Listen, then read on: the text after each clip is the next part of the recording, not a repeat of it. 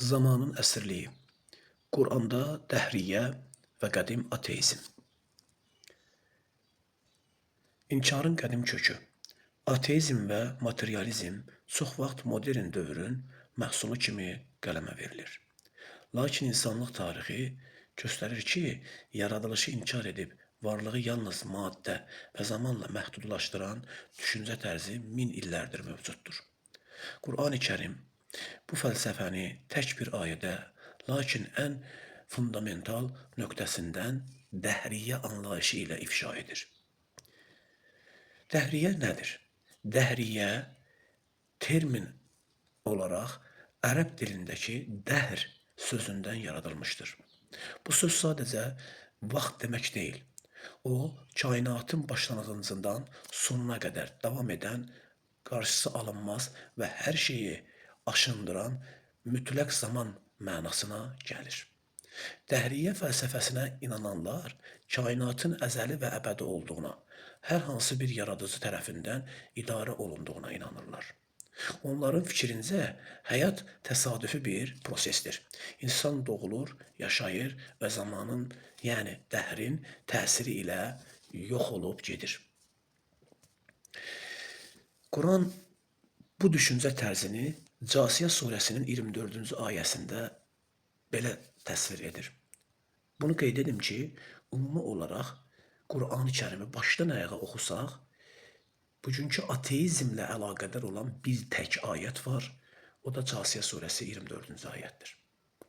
Quranda keçən digər kafirlər haqqında danışan ayələrin bugünkü deyilən ateizmlə heç bir əlaqəsi yoxdur yəni. O, haqqı görüb, bilib, Allah inanırlar.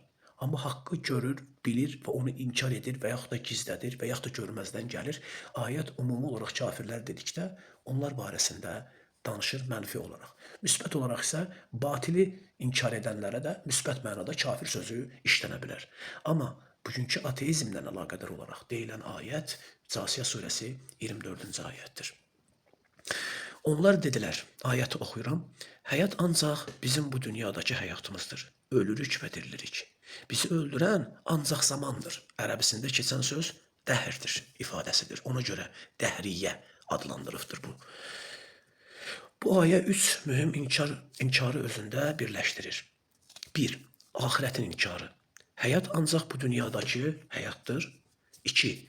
Yaradılışın inkarı. Yəni dirilməni və ölümü bioloji bir dövriyyə kimi görüb onu ilahi iradədən ayırmaq.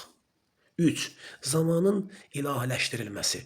Ölümü verənin Allah deyil, sadəcə fiziki zaman aşındırması olduğunu iddia etməkdir.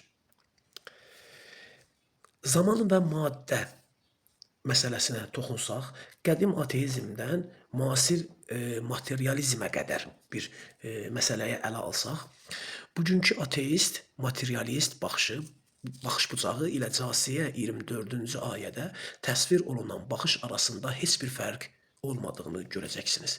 Qədim dəhrilər kainatı zamanın axarı ilə izah edirdilərsə, müasir materializm bunu maddənin hərəkəti və entropiya ilə izah etməyə çalışır. Hər iki yanaşmanın ortaq nöqtəsi budur.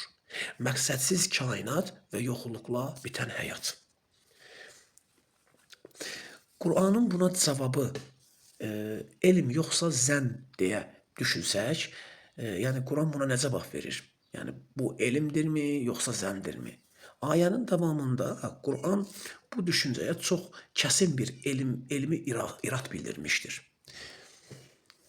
O da nədir? Ayətdə deyilir ki, bu haqda onların heç bir elmi yoxdur, onlar ancaq zənnə qapılırlar. Bax, burasını diqqət eləmək lazımdır.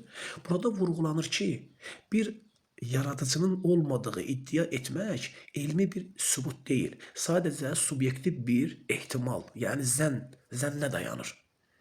Kainatdakı nizam və riyazi dəqiqlik zamanın kör-körənə təsiri ilə izah oluna bilməyəcək qədər mürəkkəbdir. Nəticə olaraq deyə bilərik ki, dəhriyyə fəlsəfəsi insanın özünü kainatda başıboş, yaradıcısız və məqsədsiz hiss etməsinin qədim adıdır. Quran bu ayə ilə bizə xatırladır ki, zaman bizi yox edən bir düşmən deyil, Yaradanın bizə müəyyən bir məqsəd üçün verdiyi imkandır. Biz öldürən zamanın özü deyil, o zamanın sahibi olan iradədir. Sözüm bu qədər. Yəqin ki, inşallah faydalı olar.